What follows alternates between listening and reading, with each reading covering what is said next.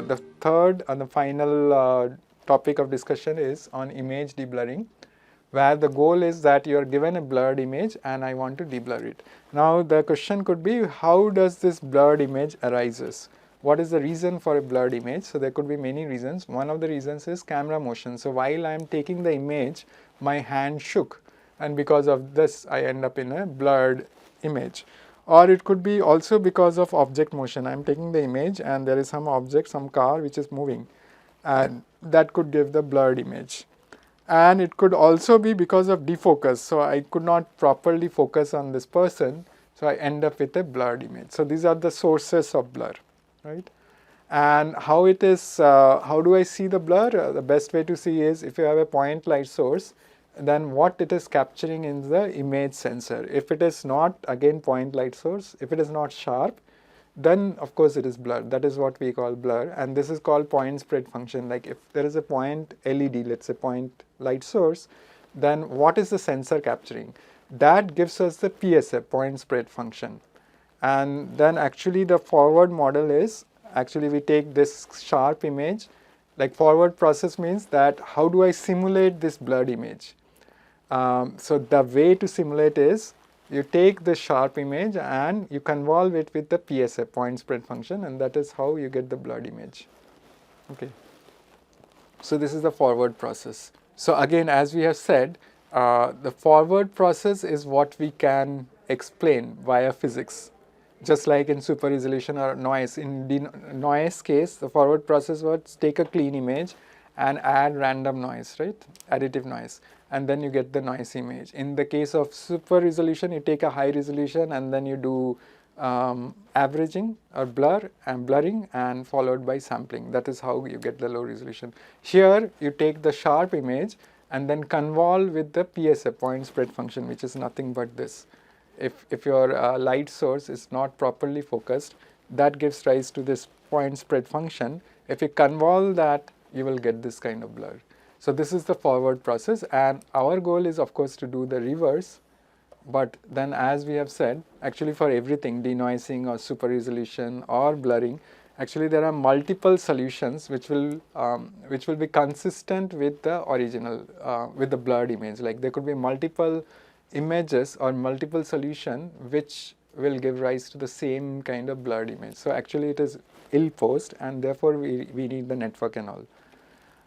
Here all it is showing is how do I simulate defocus and motion blur. So generally defocus blur, the kernel is like circular, so that is how you get it. In the motion blur, it is more due to the handshake, right? So it is generally a linear motion, and so the PSF is linear. And so generally for motion, yeah, we use this kind of kernel, and then we get this kind of a blur. And our goal is, given either defocus or motion blur, go back to the sharp image, and for that we'll use a network to do it. So our input is, this network is called LAKD network, and so input is this blurred image, and my goal is to produce the sharp image.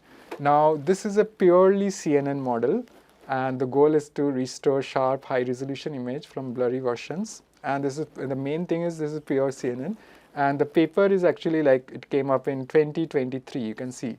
So now we know that it is the era of transformers. So actually there are many transformer models which have actually already beaten CNN. So like earlier the CNNs, many CNN models were there which has been proposed for deblurring. But after the transformer came in, actually most of the transformer model does better than the CNN models. So what this paper is trying to do is, they are saying no, we can actually make the CNN as good as transformer. So that is what their main contribution is.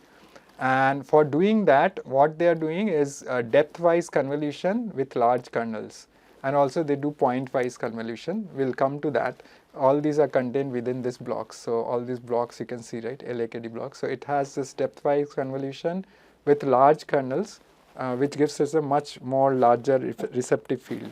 And that is how it can beat the transformer, because the advantage of transformer is that it does this attention across the whole image, right? If you look at one pixel, you can do the attention with every other pixel. So in some sense, it has a global receptive field. whereas CNNs, the receptive field is limited. So what they are saying is that we'll have a large enough kernel that the receptive field will be large for CNN also, and that is their main contribution. Overall architecture, how it is done is, again, this is like a U-shaped architecture, right? Hierarchical, like U-shaped, like much like the UNet kind of architecture. And it has this 4 levels. So this is level 1, level 2, level 3, and level 4. And each contains this LAKD blocks, like we'll define those blocks later, and it has some numbers of, like for example, n numbers of LAKD block, each levels. And this n can vary across levels also. For example, there is n1 LAKD block, n2 LAKD. I mean, this is a design choice that we can choose. And the input processing, it takes this input image with certain dimension and extract low-level feature through initial convolution. So this extracts this, and then it passes through all this LAKD block. And finally, it passes through, once it has done all this processing, it then again passes through a CNN, and that is the output. But what it is doing is, it is a skip connection, right? So it has already the blurred image coming in, and this is like the residual component, and you add it, and then you get the sharp image. Okay. And here again, the operations that we are doing is downsampling and upsampling. For example, this downsampling, upsampling operations are going on, and we use again this pixel shuffle operation, which I have already described.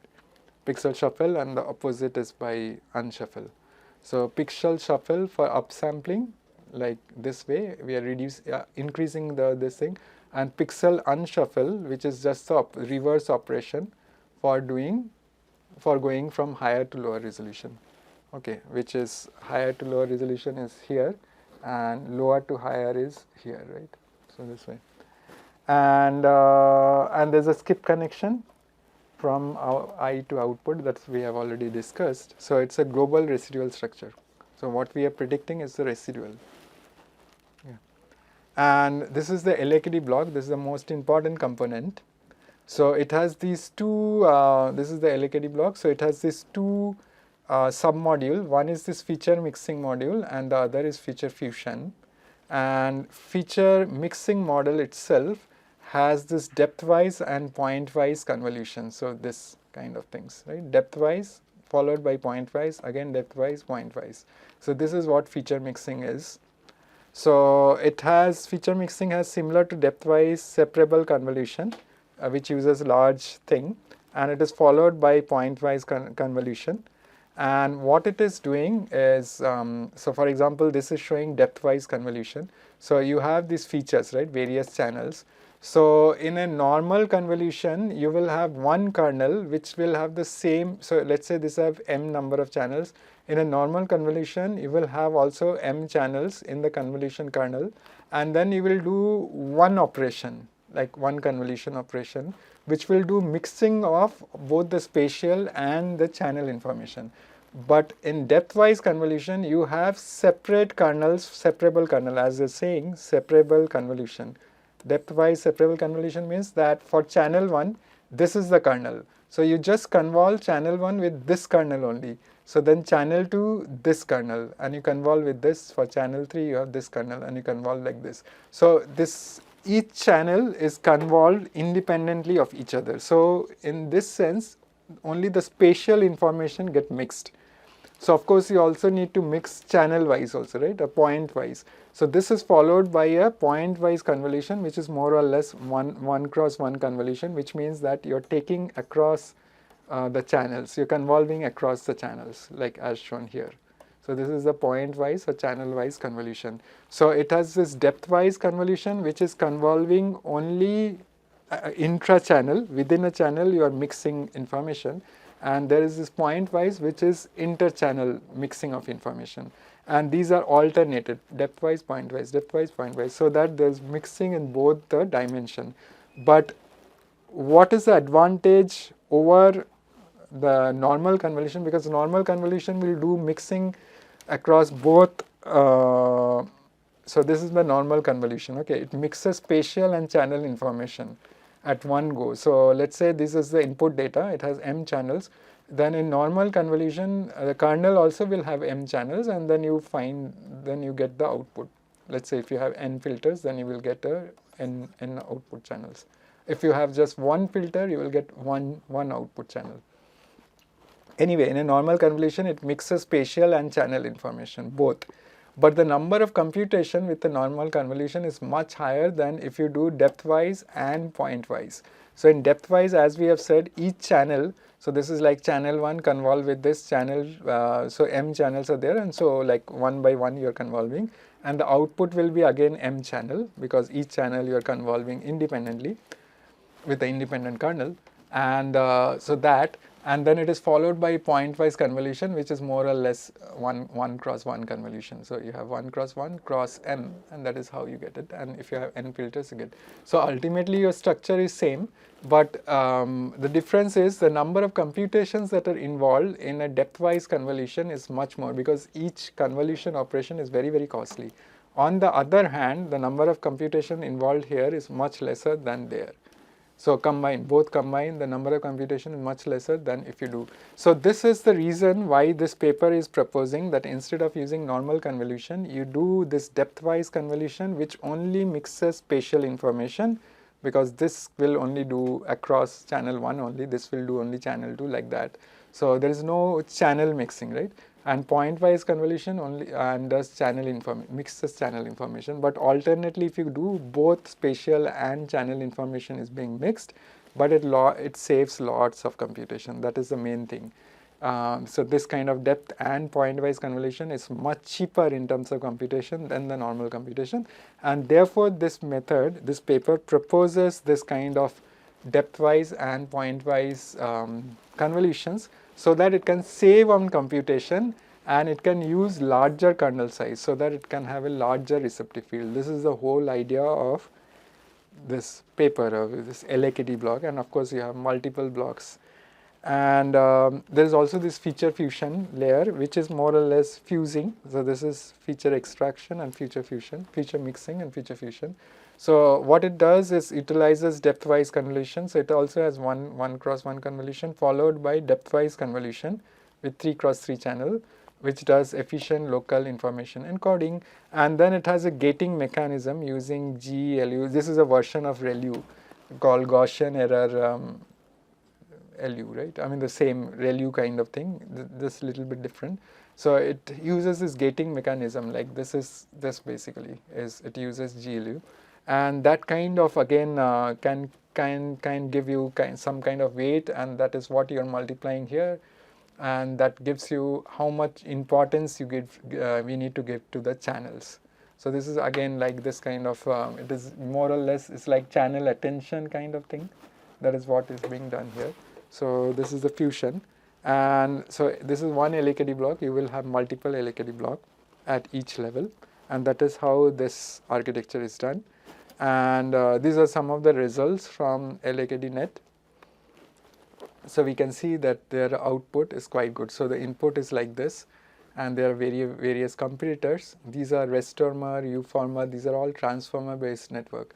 But it is kind of either equal to or sometimes better than transformer. So we also have MPRNet, which also we saw. So it is more or less, we can see at least here, we can see it is better than this for sure, and little bit better maybe, or at least competing, but at lower cost, much lower cost than Uformer and Restormer, which are transformer based network. So overall, so this is one network we discussed for deblurring. So overall, we have covered denoising, and we look at MPRNet, right? Then we looked at super resolution, where we looked at this GAN based framework, SR GAN. There are other GAN based framework called ER GAN, or many versions are there. This is one of the first which uses GAN. And then we also looked at deblurring via LAKDNet. So again, that's very important.